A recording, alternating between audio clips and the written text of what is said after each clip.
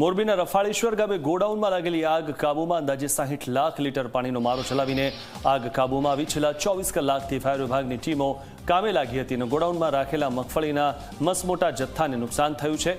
ફાયરની team હાલ ગોડાઉનમાં કરી રહી છે કુલિંગની પ્રક્રિયા. ગોડાઉનમાં આગ લાગવાનું કારણ હજુ પણ અકબંધ છે. મહત્વનું છે કે મોરબીના રફાળેશ્વર ગામના જીઆઈડીસી વિસ્તારમાં આવેલા એક ગોડાઉનમાં ગઈકાલે 1:30 વાગ્યા આસપાસ આગ લાગી હતી, જેને 24 કલાક વીત્યા બાદ ફાયર વિભાગની ભારે જહેમત બાદ આગ કાબૂમાં આવી છે. ગોડાઉનમાં નાફેડ દ્વારા મસમોટો મગફળીનો જથ્થો રાખવામાં આવ્યો હતો. ગોડાઉનમાં 1.59 લાખ બોરી રાખવામાં આવી હતી, જેમાં આગ લાગતા જથ્થાને નુકસાન પહોંચ્યું છે. આગને કાબૂમાં લેવા 10 જેટલા ફાયર ફાઇટર કામે લાગ્યા. જો કે હવે સ્થાનિક ફાયર ફાઇટર દ્વારા કુલિંગની કામગીરી હાથ ધરાઈ છે. જે વિન્ડ ડાયરેક્શન વધારે હોવાના કારણે હવા આગ ફેલાતી ગઈ. અત્યારે આખા ગોડાઉનમાં આગ પકડી લીધી છે. ગઈકાલના 24 કલાક પ્લસ જેવું આપણે કન્ટિન્યુ ફાયર ફાઇટિંગ કરી રહ્યા છીએ. 45થી લઈને 50 લાખ લીટર પ્લસ અમે પાણી મારી ચૂક્યા છીએ હાલ સવારના આંકડા હિસાબે. અત્યારે કુલિંગ સિસ્ટમ ચાલુ છે.